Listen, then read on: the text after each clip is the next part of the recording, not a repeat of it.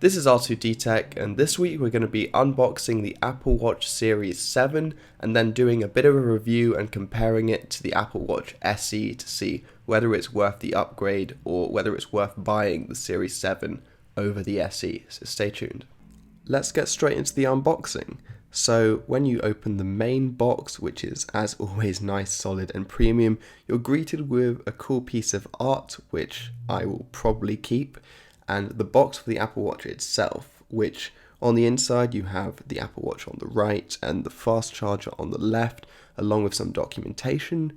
They've kindly protected the watch with some material which you can take off, and what we have here is the large aluminium Apple Watch Series 7. As I said, you get the fast charger on the left, which is metallic and is more premium than the one you get with the Apple Watch SE. We've also opted for the cheapest band, which is the sports band.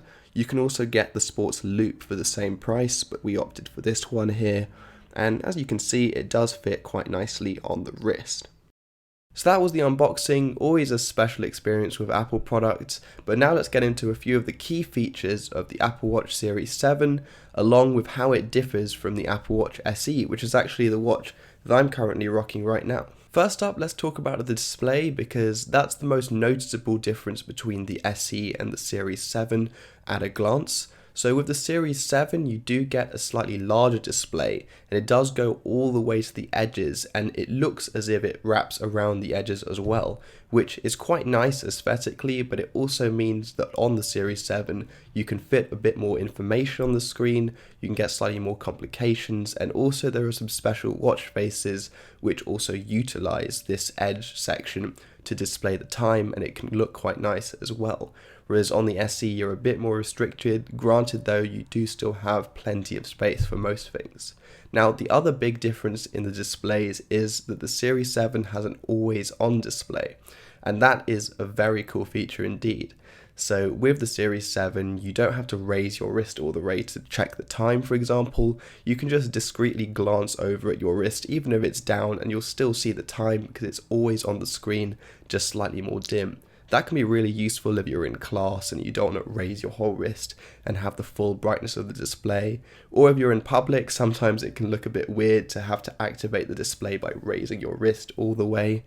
And that's something that you get with the Series 7, which I really like. The next thing to consider is the actual material, size and color of your watch, and you do get more options here with the Series 7. So in terms of material, you can choose between free, aluminium, stainless steel or titanium, and the latter are pretty nice and premium, but they're also, as you can imagine, quite a bit more expensive. Now on the SE you can only get an aluminium material. This is perfectly fine and I think it looks pretty good, but if you really want the premium look, you might want to go with the Series 7 here. Now in terms of the aluminium model, there's also a difference in the number of colors you can get between the two watches. So with the Series 7 you get also a red and a blue option, whereas with the SE you're limited to just 3 colors. Finally, in terms of the sizes of the watch, they are slightly different between the two watches. So for the Series 7 you choose between a 45mm and a 41mm case, whereas with the SE you choose between a 44mm and a 40mm case. This isn't really a big difference at all, it's almost the same really, so that's not a reason not to get one over the other. But personally I prefer the smaller watches, they go better on my wrist. Obviously it's up to personal preference, but I will advise that the larger watches are quite big, so unless you have a big wrist then you're probably better off getting the smaller model, and it's still plenty of screen real estate to see what you need to see. Moving on, as you can imagine, the Apple Watch is probably one of the best, if not the best, health and fitness trackers out there, and so it's important to consider the differences between the Series 7 and the SE if this is something that's important to you. So with the Series 7 you get a blood oxygen level monitor along with an ECG ability or electrocardiogram, and you can take this by placing your index finger on the digital crown and recording that, whereas with the SE you don't get those two things. So if you're buying this for say an elderly person and monitoring those two things are really important to you, then you will want to get the Series 7 here. I will speak from experience though, personally, for most people, the average person doing fitness and tracking their sleep and things like that, both watches have heart rate monitors, which is enough for most people. Most people won't need the oxygen level tracker or the ECG. It depends on your particular circumstance. Now, both watches also have fall detection, and they can both give you notifications for irregular heart rates and rhythms.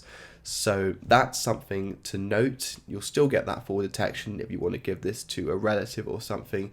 You just won't get those two things, the oxygen level and the ECG.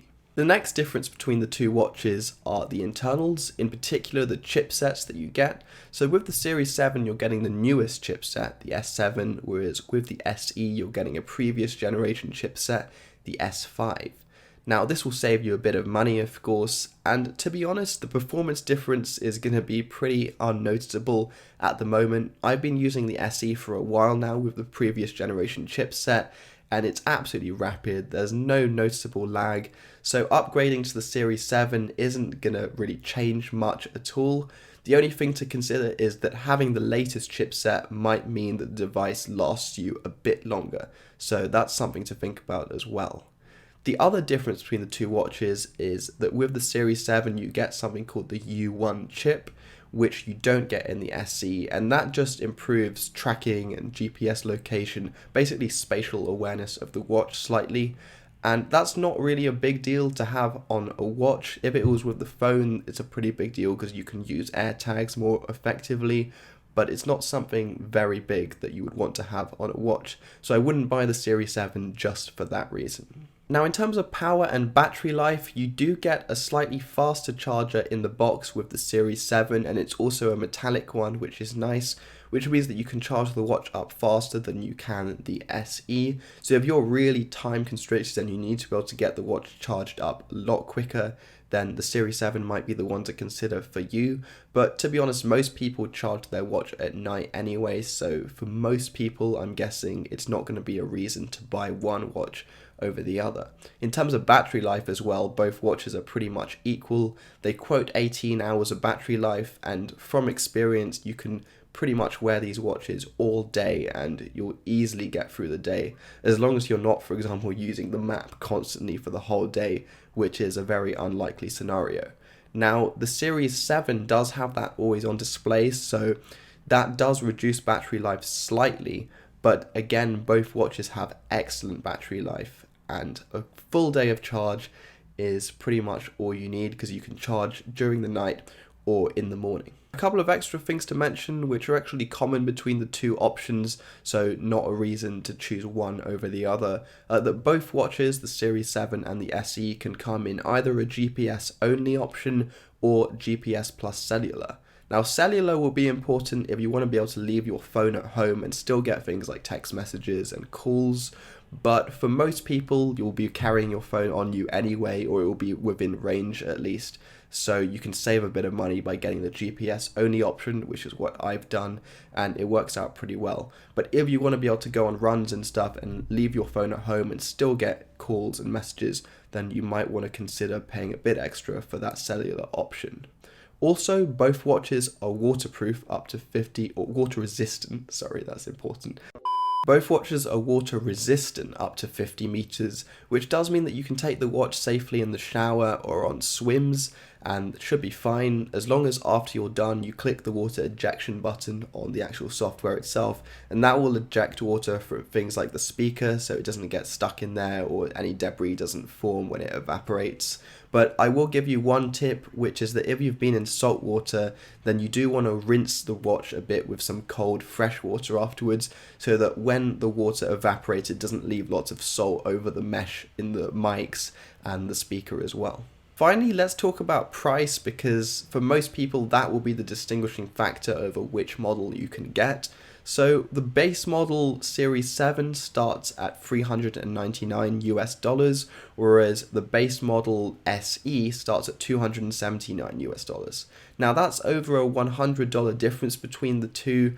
So for the average person, for most people who don't need specific extra features like the always on display or some health features that we mentioned, the SE will be perfectly fine, and I'd probably recommend that for you because you are saving quite a bit of money there.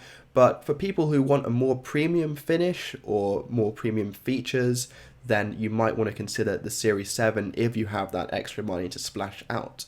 Both watches are great, I can't state that enough, and you'll be happy with whichever one you get, I think.